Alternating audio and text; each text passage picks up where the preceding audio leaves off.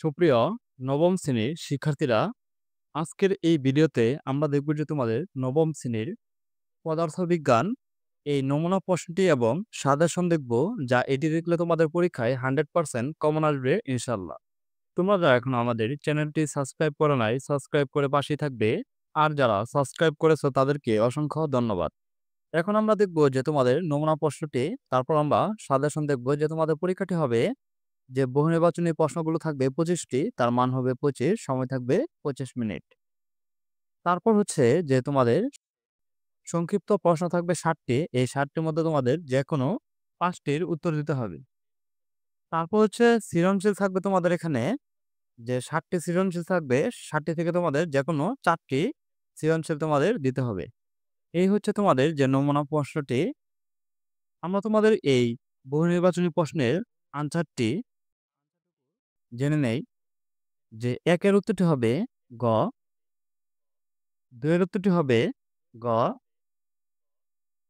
3 এর উত্তরটি হবে খ, এই 4 এর উত্তরটি হবে গ, 5 এর উত্তরটি হবে ঘ, 6 এর উত্তরটি হবে খ,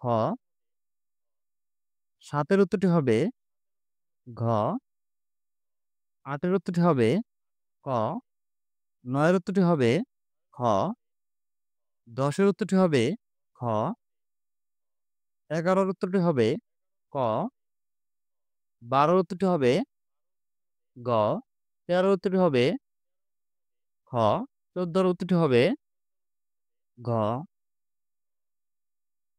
15 এর উত্তরটি হবে খ, 16 এর উত্তরটি হবে খ, 17 এর উত্তরটি হবে গ,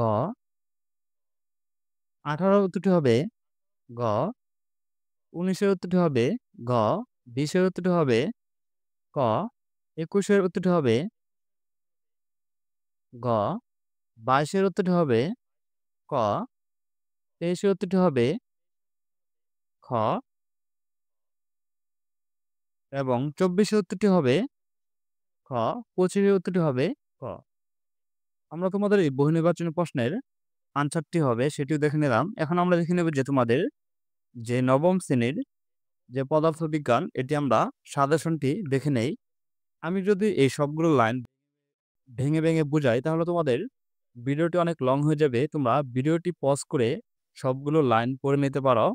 এখন আমরা যে গুরুত্বপূর্ণ টপিকগুলো আছে, যে তোমাদের পরীক্ষার মধ্যে যে প্রশ্নগুলো আসতে পারে, সেগুলো আমরা দেখি। যে প্রথম অধ্যায় থেকে তোমরা কি কি পড়বে, কোন বিষয়গুলো পড়বে। দেখো, সংক্ষিপ্ত সাজেশন, মৌলিক ও লব্ধ রাশির সংখ্যা, উদাহরণ এবং এদের এসআই একক ও প্রতীক ভালোভাবে মুখস্থ করতে হবে। বার্নিয়ার ক্যালিপার ও স্ক্রু গেজের গঠন, কর্ণপ্রণালী, বার্নিয়ার ধ্রুবক, পিচ, লঘিষ্ঠ গণক, গণন নির্ণয় এবং এদের সাহায্যে পাঠ গ্রহণের পদ্ধতি ভালোভাবে আয়ত্ত করতে হবে। এই অংশ থেকে গাণিতিক সমস্যা ও সৃজনশীল প্রশ্ন পাইয়ে আসে। এগুলো তোমরা ভিডিওটি পজ করে সবগুলো পড়ে নেবে। তারপর আমরা দেখি যে তোমাদের এই দ্বিতীয় অধ্যায় থেকে যে কি কি পড়বে, যে গুরুত্বপূর্ণ টপিক সমূহ, যে সরলরৈখিক গতি, সংজ্ঞা ও উদাহরণ, গুণন গতি, চলন গতি, পর্যাবৃত্ত গতি, স্পন্দন গতি, এদের মধ্যে পার্থক্য এবং বাস্তব উদাহরণ চিহ্নিত করতে পারা। 2, দূরত্ব ও সরণ, দ্রুতি ও বেগ, ত্বরণ ও মন্দন, গতির সমীকরণ সমূহ, গতি সংক্রান্ত গ্রাফ, পড়ন্ত বস্তু ও নিক্ষিপ্ত বস্তু।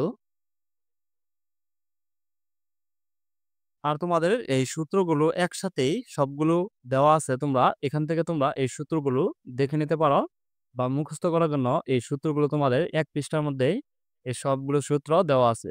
ভিডিওটি পজ করে সবগুলো তোমাদের খাতার মধ্যে নোট করে রাখতে পারো। তারপর তোমাদের প্রশ্নগুলো আসতে পারে এরকম যে, গতি জড়তা কাকে বলে, বোতলের চিপেতে খাঁজ কাটা থাকে কেন, প্রথম 30 সেকেন্ডে গাড়িটি অতিক্রান্ত দূরত্ব নির্ণয় করো, বিসি অংশে বিসি এই যে বিসি বিসি অংশে কি পরিমাণ বল প্রয়োগ করার ফলে গাড়িটি সি বিন্দুতে থামানো সম্ভব হয়েছিল, গাণিতিক বিশ্লেষণে নির্ণয় তৈরি করো, এই সি বিন্দুতে নির্ণয় করো। তারপর হচ্ছে এটি হচ্ছে তোমাদের উদ্দীপক।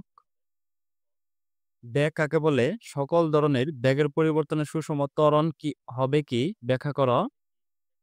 বস্তুটির 25 এম দূরত্ব অতিক্রমের সময় নির্ণয় করো। ত্বরণ কাকে বলে? সুষম ত্বরণ কাকে বলে? পর্যাবৃত্ত গতি কাকে বলে? বস্তুর ওজন পৃথিবীর বিভিন্ন স্থানে বিভিন্ন হয় কেন ব্যাখ্যা করো। আর তৃতীয় অধ্যায় থেকে তোমরা পড়বে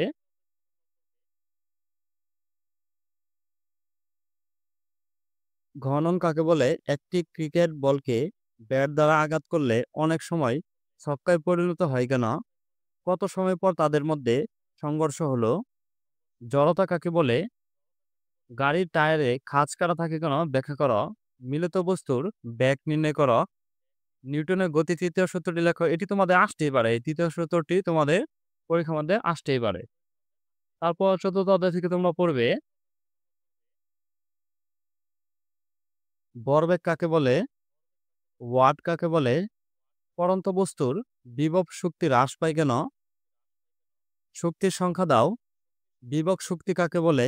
ভরবেগ এবং শক্তির মধ্যে পার্থক্য মধ্যে সম্পর্ক ব্যাখ্যা করো। প্রথম মোটরের কর্মদক্ষতা নির্ণয় করো।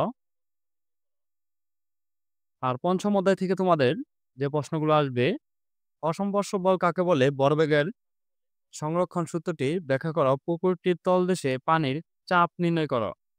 ধন্যবাদ শিক্ষার্থীরা। আমরা তোমাদের এই নবম শ্রেণীর পদার্থবিজ্ঞান এই নমুনা প্রশ্নটি এবং সাজেশনটি আমরা দেখে নিলাম। তোমাদের নবম শ্রেণীর প্রত্যেকটি বিষয়ে নমুনা প্রশ্ন এবং সাজেশন আমাদের চ্যানেলে দেওয়া আছে, সেখান থেকে তোমরা দেখে নিতে পারো।